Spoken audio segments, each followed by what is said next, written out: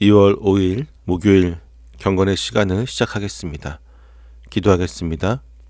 모든 인생의 참된 주인이 되신 하나님, 분주한 목요일 아침, 세상에 던지는 수많은 질문보다 주님의 말씀을 가장 먼저 듣는 시간을 허락해 주심에 감사를 드립니다. 이 시간 성령님의 인도하심으로 저희의 눈이 밝아져 요한의 겸손한 고백을 배우길 원합니다. 헛된 영광을 쫓는 마음을 내려놓고 오직 주님만 드러내는 참된 정체성을 깨닫는 은혜의 시간이 되게 하여 주옵소서. 예수님의 이름으로 기도드립니다. 아멘. 요한복음 1장 19절에서부터 28절까지의 말씀을 보겠습니다. 같이 읽습니다. 유대 사람들이 예루살렘에서 제사장들과 레위 지파 사람들을 요한에게 보내어서 당신은 누구요? 하고 물어보게 하였다. 그때에 요한의 증언은 이러하였다.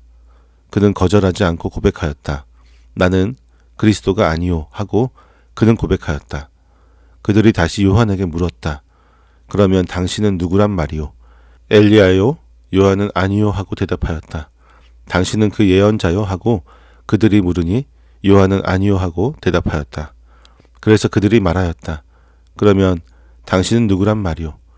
우리를 보낸 사람들에게 대답할 말을 좀 해주시오. 당신은 자신을 무엇이라고 말하시오? 요한이 대답하였다.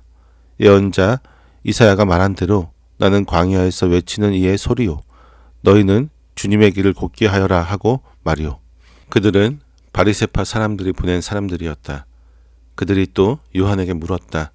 당신이 그리스도도 아니고 엘리야도 아니고 그 예언자도 아니면 어찌하여 세례를 주시오? 요한이 대답하였다. 나는 물로 세례를 주오. 그런데 여러분 가운데 여러분이 알지 못하는 이가 한 분 서 계시오. 그는 내 뒤에 오시는 분이지만 나는 그분의 신발끈을 풀 만한 자격도 없소. 이것은 요한이 세례를 주던 요단강 건너편 베다니에서 일어난 일이다. 아멘. 세상은 끊임없이 우리에게 당신은 누구냐고 묻습니다. 우리가 가진 지위가 무엇인지, 어떤 자격을 갖추고 있는지, 무엇을 이루어내는지 확인하고 싶어 합니다. 오늘 본문에서도 예루살렘의 종교 지도자들은 사람을 보내 세례 요한에게 집요하게 그의 정체성을 캐묻고 있습니다. 그들의 질문은 순수한 호기심이 아니었습니다. 요한을 기존의 종교 시스템 안에 가두고 통제하려는 시도였습니다. 하지만 요한은 세상이 기대하는 방식, 즉 자신을 포장하거나 과시하는 길을 단호하게 거부합니다. 그는 자신에게 쏟아지는 화려한 스포트라이트를 피하고 철저히 자신을 지음으로써 오직 예수 그리스도만을 드러내는 삶을 선택했습니다. 오늘 우리는 요한의 증언을 통해 참된 신앙인이 세상 속에서 어떤 정체성을 가지고 살아야 하는지를 발견하게 될 것입니다. 사람들이 요한에게 몰려왔을 때 그는 당대 최고의 인기를 누리고 있었습니다. 사람들은 그가 혹시 약속된 메시아가 아닐까 기대했던 것입니다. 요한이 마음만 먹었다면 그들의 기대를 이용하여 자신의 왕국을 건설할 수도 있는 상황이었던 것입니다. 그러나 예루살렘에서 온 사람들이 그의 정체를 물었을 때 요한은 숨기지 않고 드러내어 말했습니다. 그는 자신이 그리스도가 아니라고 분명하게 고백했습니다. 그들의 질문을 멈추지 않습니다. 그렇다면 혹시 엘리야인지 아니면 그들이 기다리던 그 예언자인지를 재차 물었습니다. 요한은 그 모든 질문에 대하여 아니라고 단호하게 대답합니다. 그는 사람들이 자신에게 씌우려는 모든 영광스러운 칭호들을 철저하게 거절했습니다. 인간의 본성은 누군가 나를 높여줄 때 은근히 그것을 즐기려고 합니다. 내가 하지 않은 일까지도 내 공로처럼 포장하고 싶은 유혹을 받기도 합니다. 그러나 요한은 자신이 누구인지보다 자신이 누구가 아닌지를 더 명확하게 알았습니다. 그는 자신이 주인공이 아님을 알았기에 주인공의 자리를 탐내지 않았습니다. 참된 영성은 내가 아닌 것을 아니라고 말할 수 있는 용기에서 시작됩니다. 내가 그리스도가 아님을 인정할 때 비로소 내 안에 계신 진짜 그리스도가 나타나기 시작합니다. 자신을 부정하는 요한에게 사람들은 답답해하며 그렇다면 자신들을 보낸 사람들에게 뭐라고 대답해야 할지, 너 자신을 무엇이라고 생각하는지 다시 물었습니다. 이때 요한은 이사야 선지자의 말을 빌려 자신의 정체성을 설명합니다. 그는 자신을 광야에서 외치는 이의 소리라고 정의했습니다. 주님의 길을 곧게 하라고 외치는 소리라는 것입니다. 그는 자신을 말씀이신 예수님을 전달하는 도구로 여겼습니다. 소리의 사명은 메시지를 전달하고 사라지는 것입니다. 소리가 메시지보다 더 오래 남으려 하거나 메시지보다 더 크게 들리려 한다면 그것은 소음일 뿐입니다. 요한은 자신이 주인공이 되려 하지 않았습니다. 그는 오직 주님의 길을 곧게 하는 도구로 쓰임 받는 것에 만족했습니다. 그리고 요한이 자신을 소리라고 정의한 장소는 광야였습니다.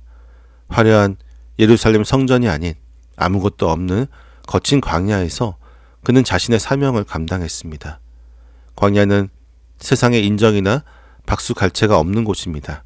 그러나 바로 그곳이 주님의 길을 예비하는 가장 거룩한 장소가 되었습니다. 우리 또한 세상의 중심이 되려 하기보다 각자의 삶의 자리인 광야에서 예수님을 전하고 사라지는 거룩한 소리가 되어야 할 것입니다. 내가 사라질 때 주님의 길은 더욱 평탄하고 곧게 될 것입니다. 바리새파 사람들이 보낸 자들은 그리스도도 아니고 엘리야도 아니라면 도대체 무슨 자격으로 세례를 베푸느냐고 따져 물었습니다. 이에 요한은 자신이 베푸는 물 세례는 장차 오실 분에 비하면 아무것도 아님을 고백합니다. 그는 자신은 물로 세례를 주지만 그들 가운데 그들이 알지 못하는 한 분이 서 계신다고 말합니다. 그분은 요한보다 뒤에 오시는 분이지만 요한 자신은 그분의 신발끈을 풀 자격조차 없는 사람이라고 낮추어 말합니다. 당시 유대 사회에서 주인의 신발끈을 푸는 일은 가장 천한 종이 하는 일이었습니다. 심지어 유대인 종들에게는 이 일을 시키지 않을 정도로 비천한 일이었습니다.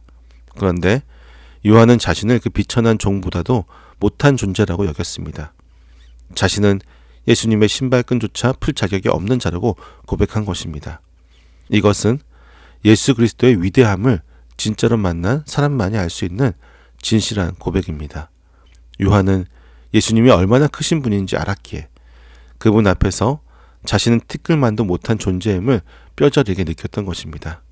예수님을 높이는 가장 확실한 방법은 자신을 낮추는 것입니다. 내가 작아질수록 주님은 커지고 내가 무익한 종임을 고백할수록 주님의 영광은 찬란하게 빛나게 될 것입니다. 오늘 본문은 세례 요한의 입을 통해 우리에게 중요한 질문을 던지고 있습니다. 그것은 당신은 누구입니까? 라는 것입니다. 우리는 혹시 내가 내 인생의 주인공이 되려고 애쓰고 있지는 않습니까? 사람들의 칭찬과 인정에 목말라 내가 그리스도의 자리에 앉으려고 하지 않습니까? 오늘 요한의 태도를 우리의 삶으로 가져와야 할 것입니다. 우리는 결코 그리스도가 아닙니다. 우리는 단지 주님을 세상에 전하고 사라지는 소리일 뿐입니다. 우리는 주님의 신발끈을 풀 자격조차 없는 무익한 종입니다. 우리가 철저히 조연의 자리로 내려갈 때 우리의 삶의 무대에서 가장 주인공이 되신 예수 그리스도께서 홀로 영광 받으실 것입니다. 내가 드러나지 않아도 괜찮습니다. 나를 통해 누군가가 예수님을 만나고 주님의 길이 곧게 열린다면 그것으로 충분할 것입니다.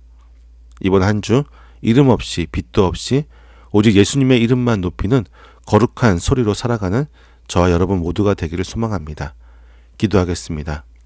오직 홀로 영광 받으실 하나님, 저희를 주님의 도구로 삼아주시고 세상에 예수님을 알리는 거룩한 소리로 불러주심에 감사를 드립니다. 주님의 신발끈을 풀 자격조차 없으면서 마치 제가 주인인 것처럼 사람들의 칭찬과 인정을 탐했던 저희의 교만함을 용서하여 주옵소서. 이제는 소리처럼 겸손히 주님만 전하고 사라지는 삶을 살기 원합니다. 저희가 낮아지는 그 자리에 오직 예수님의 이름만 영광스럽게 빛나게 하여 주옵소서. 예수님의 이름으로 기도드립니다. 아멘.